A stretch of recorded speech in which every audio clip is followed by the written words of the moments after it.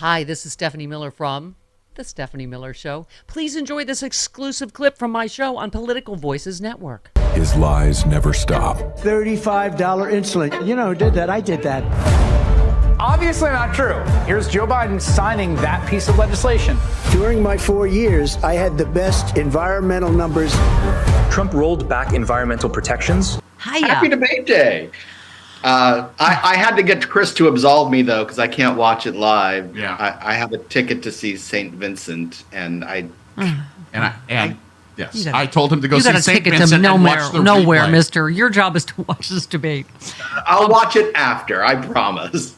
Here's our concern, as always. You wrote a great piece. Note to corporate media, you don't have to act like Trump and Vance are serious people. I was saying, I think it was Lawrence O'Donnell that coined sane washing.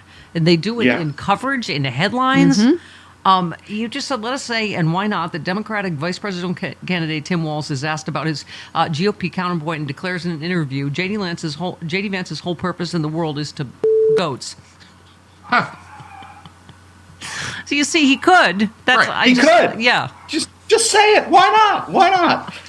Because literally almost everything that Donald Trump says, as I just said, is a complete lie. Yep.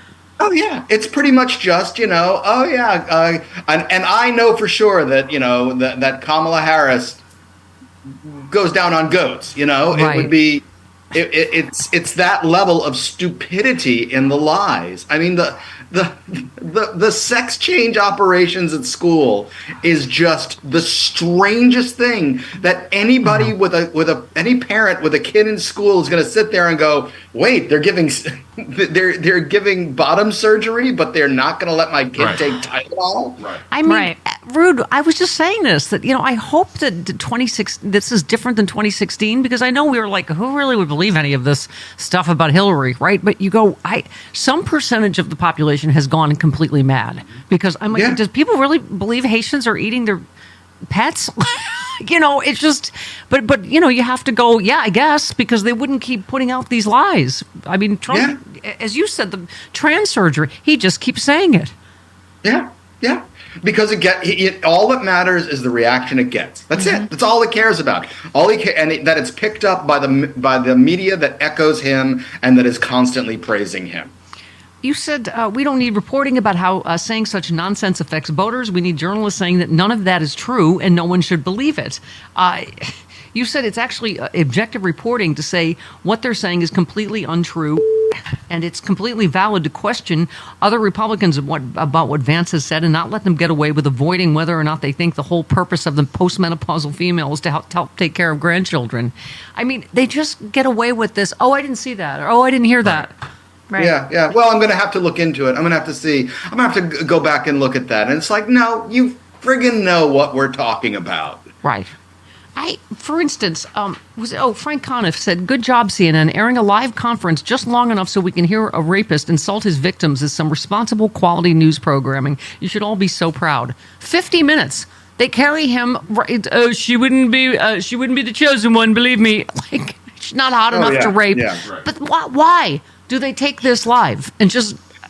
And why didn't they come back from that line at least and go, wait. Did he just say that there are people he would choose to rape? Right. Right. I mean, because that's the implication of that. Well, if I was going to rape someone, it wouldn't be her. It's like, that's what you just said. Right.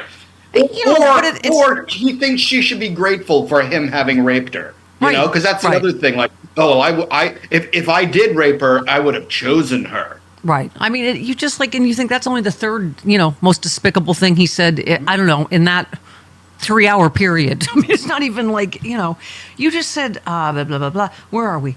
You said Trump likes to say that all of his incoherent, disorganized storytelling is called the weave by English professors, and he says it has a point. Let me assure you, as an English professor, no, really.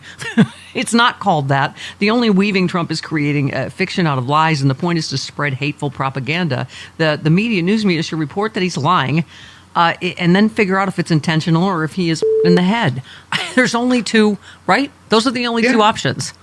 Yeah, either he's deliberately lying, like about the 2020 election, deliberately lying to, for his own advantage, or he's demented and actually believes these things. And he's doing it either again. way, that's a threat. That's a threat to the country. He's already putting out lies in advance about all the fraudulent ballots that are already blah, blah, blah. Out. I mean, it's just, he's already, Oh, and I keep saying they're preparing to cheat. They're not preparing to win. Right.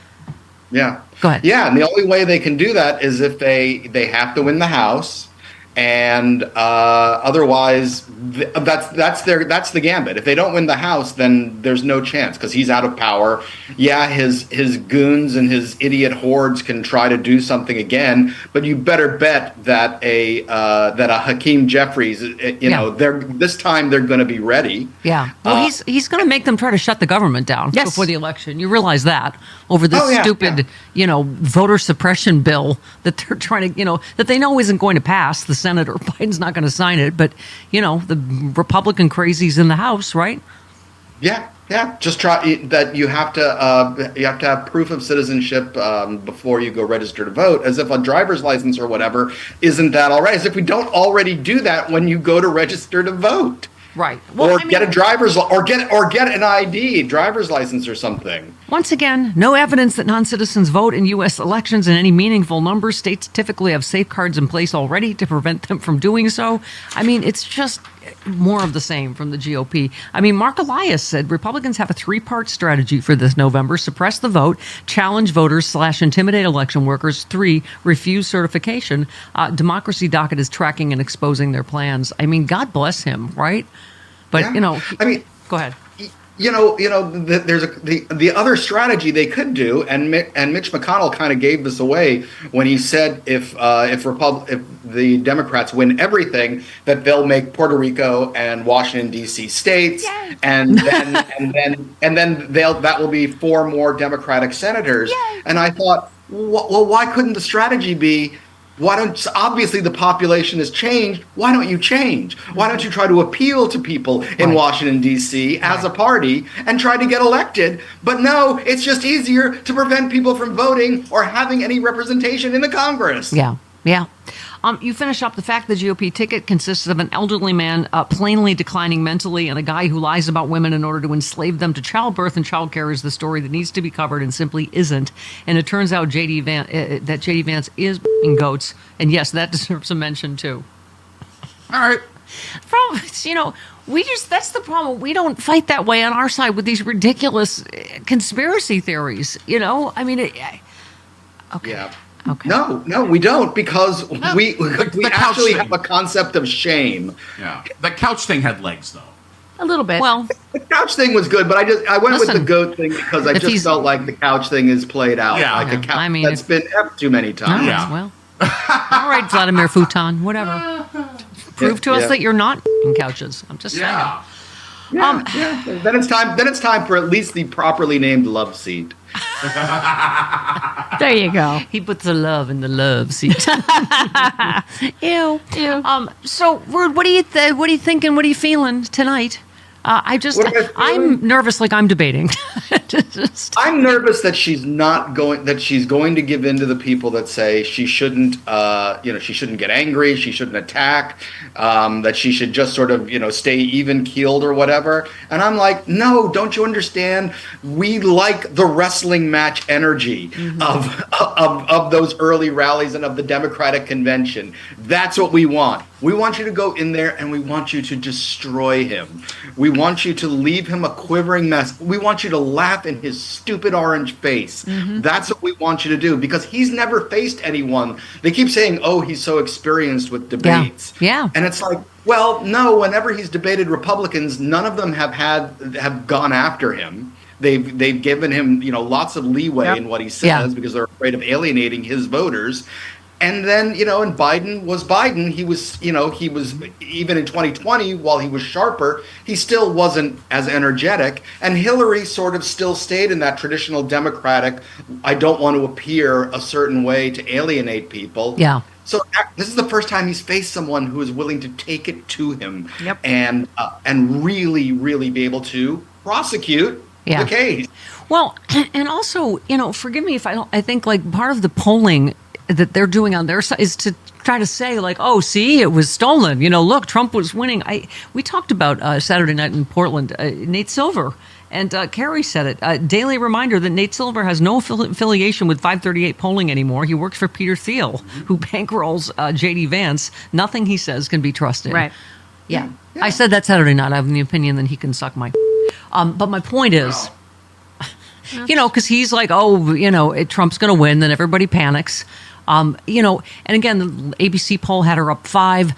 And I know it's so hard not to freak out about polls. But I was saying to, Chris earlier, I want us terrified. So that's okay. Yeah. Right? Yeah, totally. I absolutely think we should go in there thinking, my God, I'd better get out there and vote. I'd better turn in my ballot, or however you're going to do it. But but the way in which they are screwing with the electoral processes in states like Texas, and Georgia, it's like, okay, so concentrate everything on those democratically run states.